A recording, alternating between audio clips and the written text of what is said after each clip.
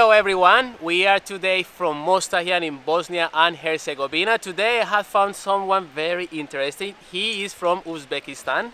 His name is? Malcolm? That's right, and he's been traveling in the Balkans for about 1 month, Yeah, right? exactly. But it's actually very interesting because he actually lives in Berlin, right? And he went to Berlin 2 years ago, just right before COVID. So let's explore a little bit about his life and his experience in the last year. So tell me a little bit, why did you go to Berlin in 2020?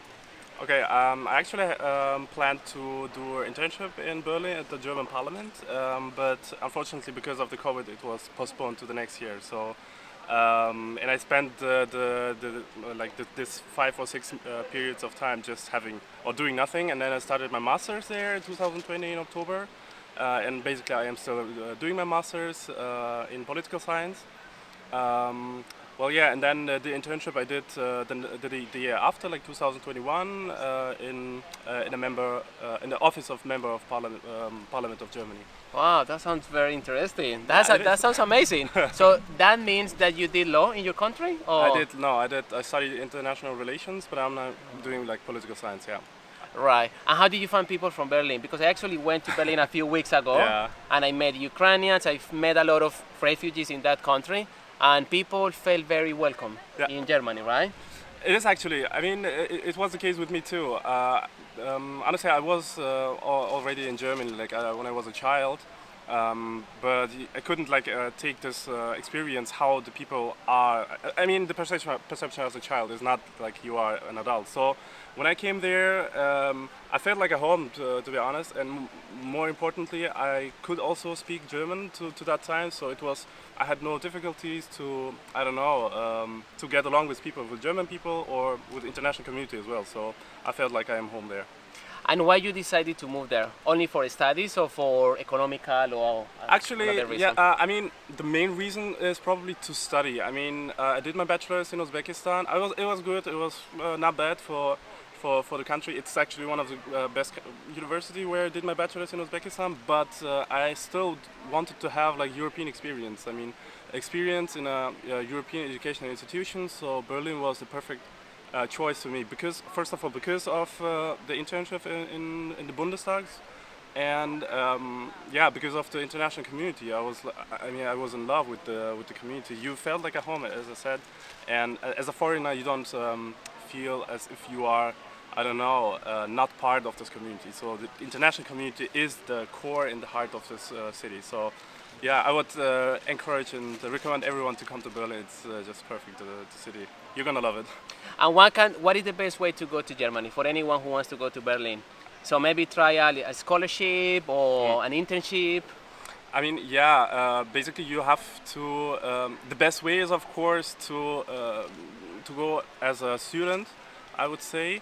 Me personally, I won a scholarship from from German government, like called DAAD, German Academic Exchange Office, and yeah, it helped me a lot to establish my life there.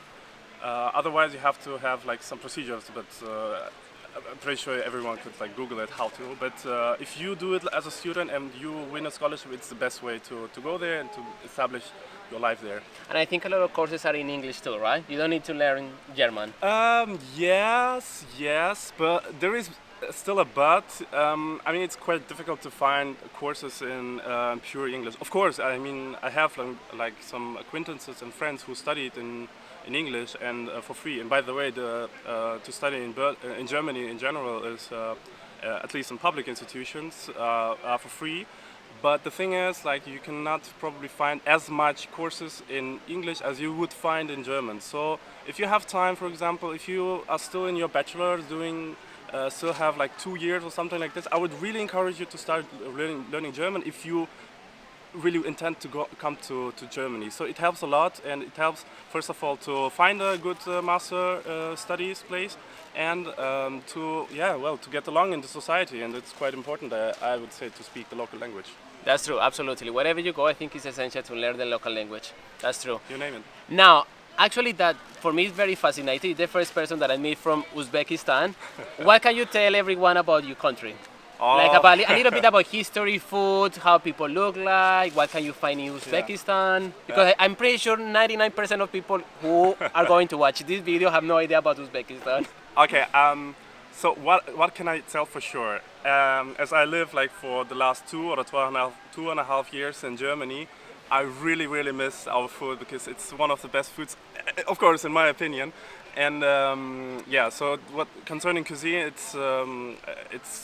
it's very delicious. And actually, Uzbekistan was a part of Soviet Union, so the Uzbek cuisine is quite famous in the whole, at least in the whole post-Soviet countries. The people are nice. You could easily go there and make friends. Of course, not everyone would speak probably English if you go there like a tourist, but still, everyone would try to help you out if you're in a difficult situation.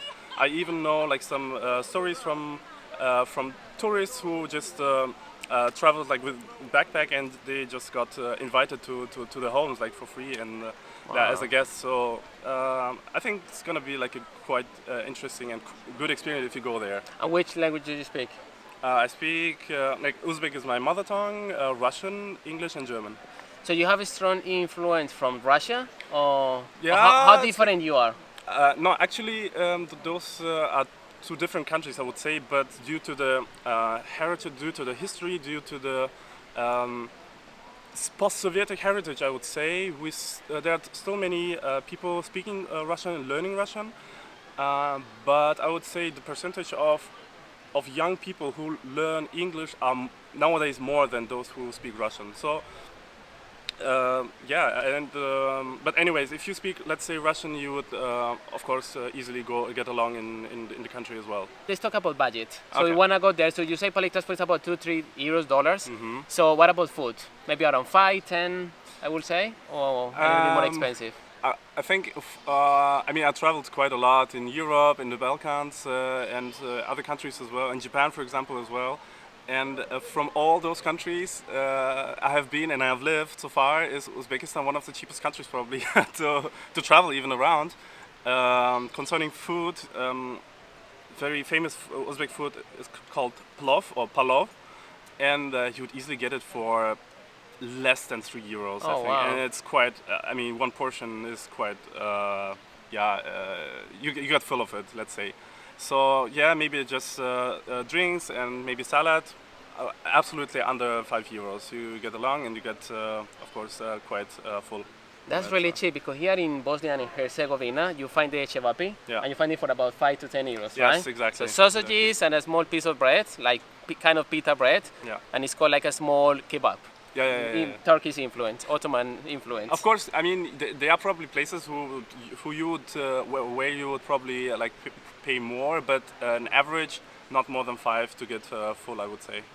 That's right. And another interesting thing that you say is about Google Maps, because I've been in travel a couple of times with the application to find transport from A to B.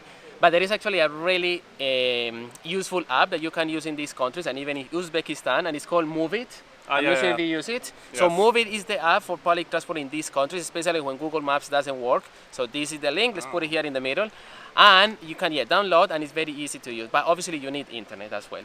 All right, now about your experience. What have you done here in the Balkans? What has been the most fascinating country? Montenegro was one of the most beautiful, I would say, so far, but also Bosnia.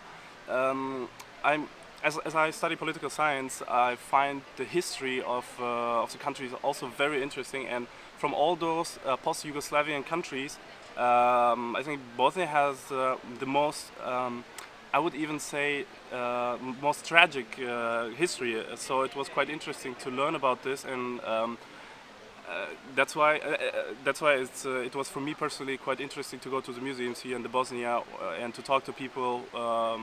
Yeah, it was fascinating, and also the mountains here in Bosnia. I mean, I didn't go hiking, unfortunately, but I will definitely do it one day. But as far as as I have seen in during my trip from Sarajevo to Mostar in the train, it was like, oh my god, like mind blowing. The mountains, the beautiful rivers, and so on and so on. So yeah, those two countries are going to be most memorable when I go home. No, I totally agree, and especially because when you travel by train from Sarajevo to here, The scenery is fascinating. Even though it was raining by the time I was in the train, yes. the scenery is amazing. Yeah. And actually reminds me Romania, that is also very with a lot of mountains, and also Colombia, where I come from. So it's actually very particular the scenery. But yeah, as you say, the museums and the history is incredible. I'm not sure if you visited a museum called the Museum of Genocides Of and course. Crimes Against Yeah, Humanity. the- Highly recommended. The pictures, the images that you see there are very confronting, very touching. So Yeah. you can clearly see what happened here in the war in the 90s, and you can explore a little bit more about it, because I think it's one of the chapters in history Yes.